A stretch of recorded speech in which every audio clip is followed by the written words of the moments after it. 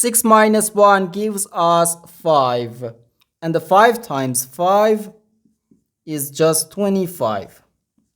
So 25 divided by 25, which equals 1.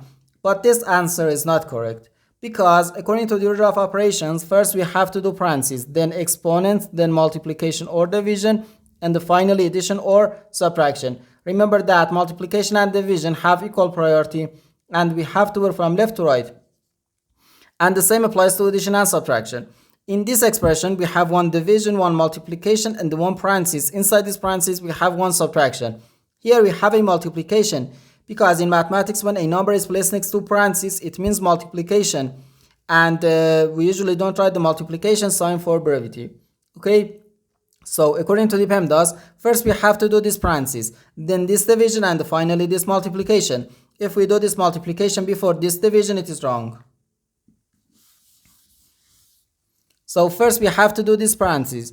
6 minus 1 is just 5. So 25 divided by 5, then times 5. Now we have one division and one multiplication.